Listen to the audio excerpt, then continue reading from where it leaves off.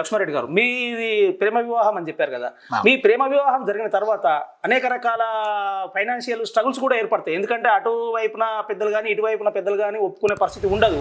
అటువంటి టైంలో కేవలం మీరు మాత్రమే ఆ స్ట్రగుల్స్ ఫేస్ చేయాల్సి ఉంటుంది. అప్పుడు మీరు ఎట్లా మీ ఫైనాన్షియల్ స్ట్రగుల్స్ మీరు ఫేస్ చేయగలిగారు? రైట్ తప్పకుండా చెప్తానండి. మంచి క్వశ్చన్ ఇది.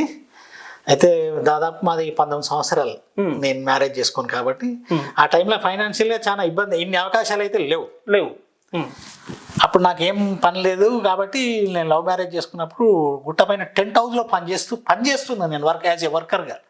నా క్లాస్మేట్ మాధవ్ తీసుకుపోయి పైన పెట్టిండు. మీరు వర్కర్గా కూడా పనిచేసి? వర్కర్గానే పనిచేసిన. అప్పుడు నా క్లాస్మేట్ మాధవ్లు గుట్టపైకి తీసుకెళ్ళి అక్కడ పనికి పెట్టిండు నన్ను. వర్క్ చేస్తున్నా. అయితే నా దగ్గర ఒక అబ్జర్వేషన్ గుణం ఉంటుంది. నేను ఎక్కడున్నా పరిసరాలను అబ్జర్వ్ చేస్తా. ఏ పని చేసినా అందులో ఎట్లా సక్సెస్ కావాలన్నది అబ్జర్వ్ చేస్తా. ఏ పని అయినా సరే ఫస్ట్ నేను వర్కర్గా అయినా బాగా అబ్జర్వ్ చేసిన. నేను మెల్లగా పార్ట్నర్ని అయినా, తర్వాత ఓనర్ని అయినా టెంట్ హౌస్కి. తర్వాత వైన్ షాప్కి వచ్చిన. వైన్ షాప్లో పని చేసిన, అబ్జర్వేషన్ చేసిన బిజినెస్ ఎట్లా సక్సెస్ చేయాలని. తర్వాత వైన్ షాప్లకు ఓనర్ని అయినా, తర్వాత రియల్ ఎస్టేట్ కమిషన్ మీద చేసిన. అబ్జర్వ్ చేసిన, ఎక్కడ మనం తెలుసుకున్నా, పూర్తి అవగాహన పెంచుకొని ఓన్గా వేయడం, కొనడం, అమ్మడం చేసుకున్నా. సో నాకు ఎక్కడ పోయినా అబ్జర్వ్ చేయడం బాగా అలవాటు. ఏది చేసినా క్లీన్ అబ్జర్వేషన్ చేసి అందులో ఫెయిల్యూర్ సక్సెస్ శాతం ఎంత ఉంది, ఏ విధంగా చేస్తే సక్సెస్ అవుతాం, అది ఏ బిజినెస్ అయినా దీన్ని బాగా చేసుకోవడం వల్ల నేను ఈరోజు ఇంత సక్సెస్ అయినా. ముఖ్యంగా నాకు బిజినెస్ గురువులు అంటే బెజ్గం శివకుమార్, ఎలకంటి మోహన్. వాళ్ళు వైశ్యులు. బిజినెస్ చేయాలంటే వైశ్యుల దగ్గర చూసి నేర్చుకోవాలి 100%. వాళ్ళు చాలా సక్సెస్ రేట్ కారణం వాళ్ళ విధానాలే. వాళ్ళు నాకు వ్యాపార గురువులు.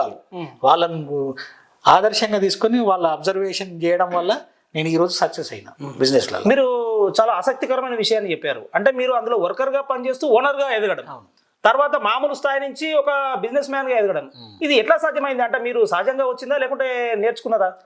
అబ్జర్వేషన్, క్రమశిక్షణతో కూడినదే అబ్జర్వేషన్. తప్పకుండా వెనక కొంచెం లేట్ అయితే కావచ్చు కానీ సక్సెస్ ఇది అందరికీ సాధ్యం కాదు. ఒక వర్కర్ గా ఉంటూ ఓనర్ గా ఎదగడానికి సాధ్యం కాదు. నేను ఆ నిజాయితీకి కట్టుబడి శ్రమను నమ్ముకొని ఖచ్చితంగా వచ్చిన. నాకు అవగాహన చేసుకున్న వ్యాపారాన్ని కస్టమర్లు ఏం కోరుకుంటారు, మన దగ్గర ఏం ఆశిస్తున్నారు, మనం అది ఇవ్వగలిగితే ఆ వ్యాపారం సక్సెస్ అవుతుంది తప్పకుండా.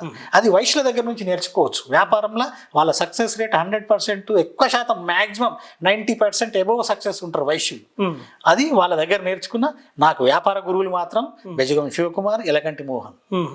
మీరు చాలా మంచి విషయాన్ని చెప్పారు. ముఖ్యంగా ఇప్పుడు ఉన్నటువంటి యువత విద్యారంగంలో కానీ బిజినెస్లో కానీ ఎదగాలనుకుంటే వారికి మీరు ఇచ్చే సూచన ఏంటి? ఎందుకంటే మీరు ఒక చాలా ఆసక్తికరమైన అంశాన్ని చెప్పారు. వర్కర్ నుంచి యజమానిగా కూడా ఎదిగే అవకాశం ఉంటుంది మనం కష్టపడితే అని.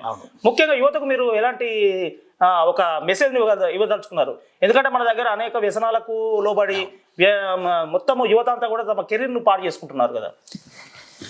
ఎవరైనా సరే ఫస్ట్ వాళ్ళని వాళ్ళు నమ్మండి. మిమ్మల్ని మీరు నమ్మితే 100% ఫస్ట్ అదే మీకు మానసిక పెట్టుబడి. మిమ్మల్ని మీరు నమ్ముకొని మీరు ఏ పని చేసినా సరే, అది చిన్న పైన పెద్ద పైన, మనస్ఫూర్తిగా నిజాయితీ చేయండి. తప్పకుండా ఆ పనిని గమనించండి. మీరు చేసే పనిలో ఏం చేస్తే అభివృద్ధి సాధిస్తారు.